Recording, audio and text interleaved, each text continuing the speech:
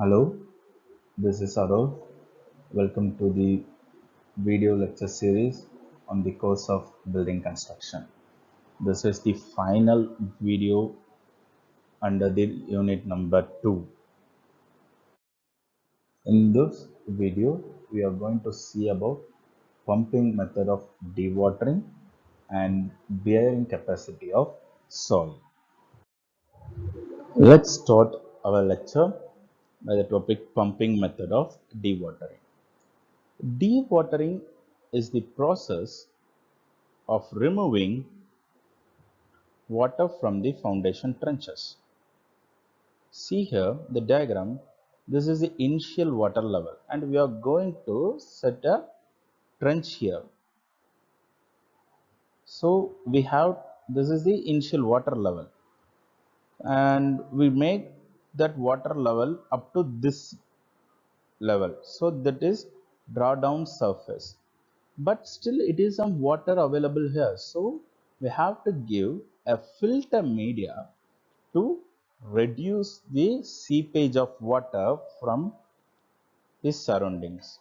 So once it is stopped, then we can keep the pump and remove the water from the trenches.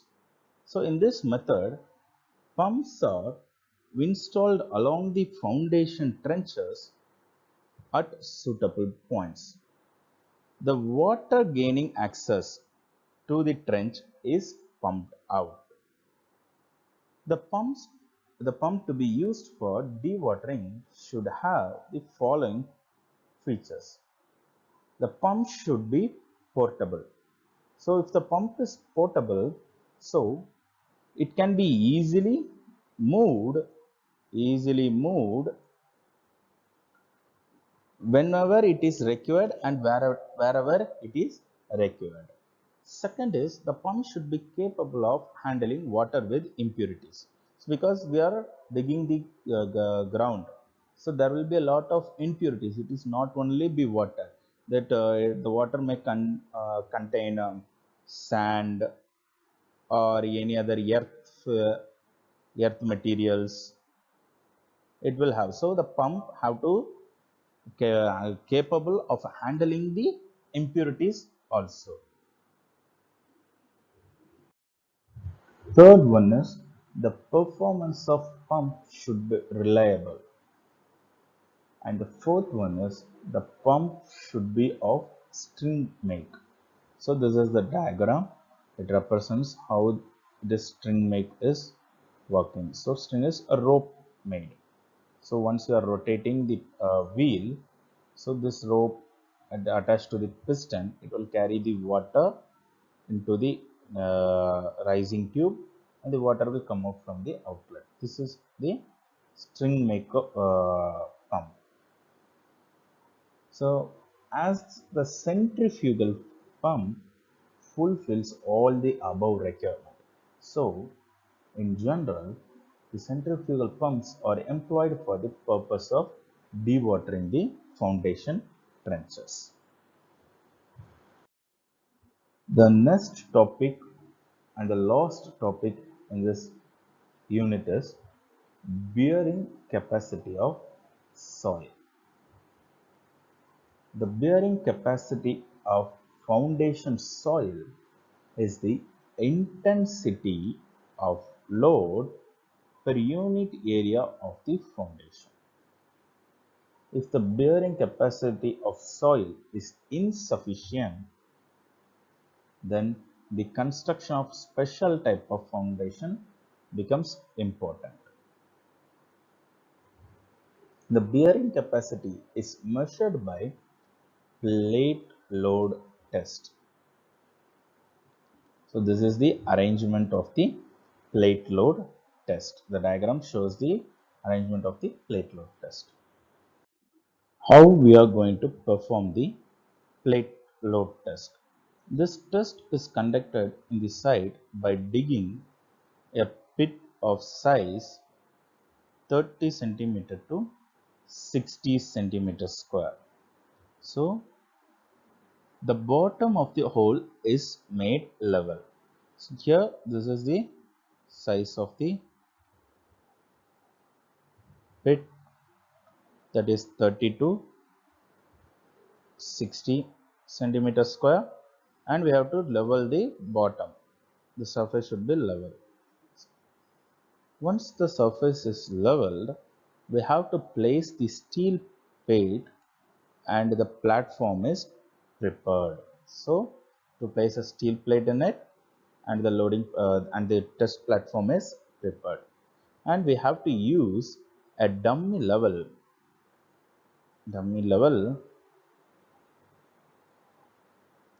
with respect to the permanent benchmark to note down the settling of the steel plate. So we have to note down the settling of the steel plate. So this is the loading platform where we have to load the structure. So we have to stop the loading until the dumpy level records any changes in the level. It means it shows the settlement of the ground, it stopped. At certain point it will stop. So at that point we have to stop our loading. The loading is actually increased by a suitable amount of usually 0.5 ton.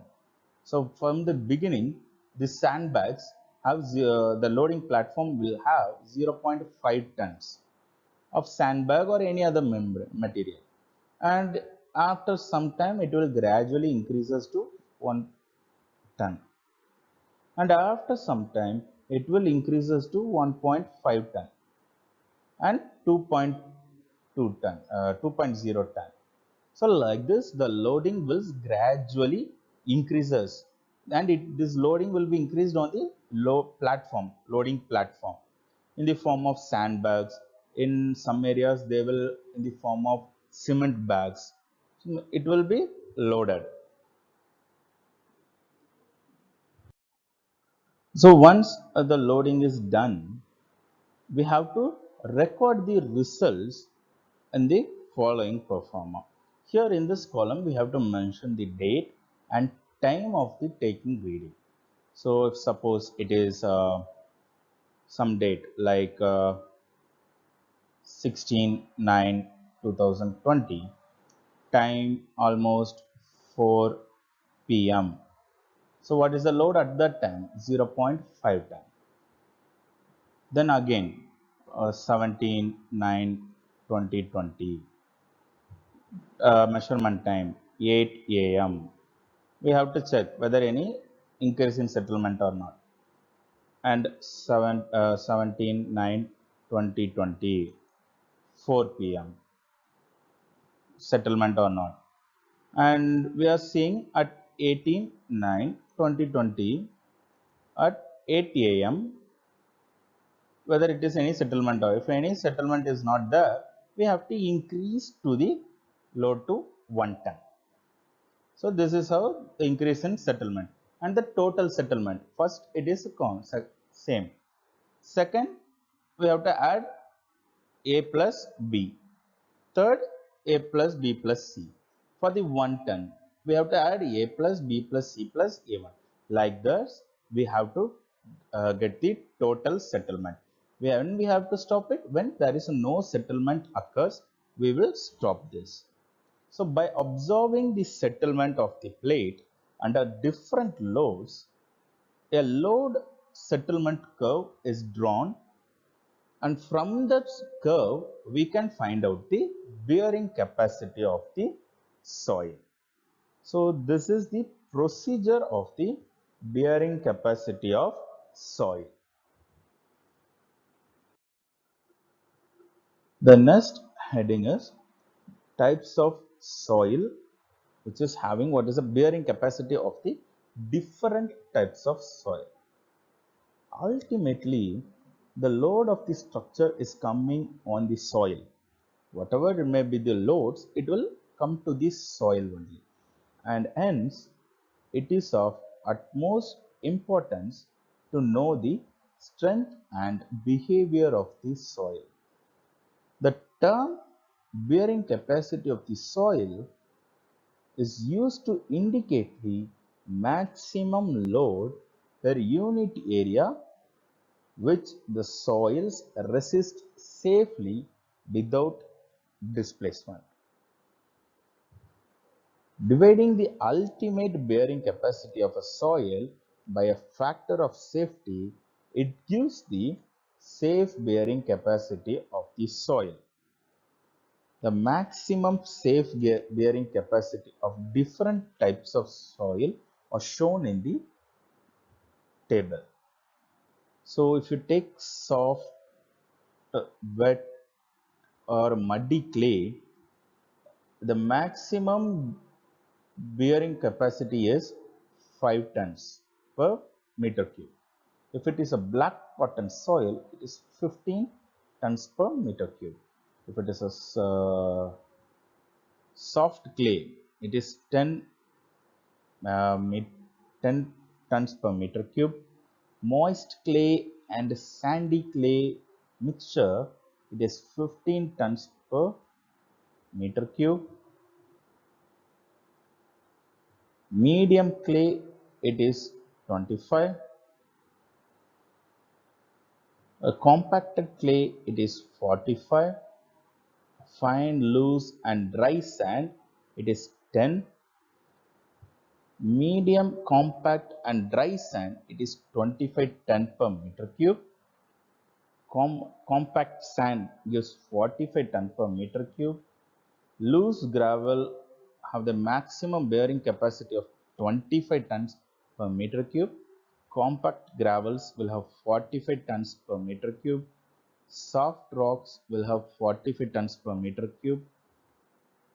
Laminated rocks such as sandstone and limestone will have 165 ton per meter cube, and hard rock such as granite, diorite, trap, that will have 330 tons per meter cube. So the hard rocks will have high safe bearing capacity, whereas soft soil, wet clay, soft soil or wet clay or muddy clay will have low safe bearing capacity. So by this we covered our unit number 2. In this unit we started with our job layout, in that center line method and phase line method. After the job layout, we saw the earthwork. We have earthwork in foundation and earthwork in embankment.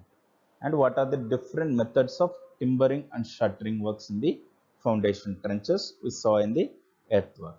After that, we saw the foundation. That shallow foundation, and what are the types of shallow foundation, and deep foundation and their types we saw. Then we saw about coffer dams, and what are the types of coffer dams. Then under reamed pile foundation, and what pumping method of dewatering,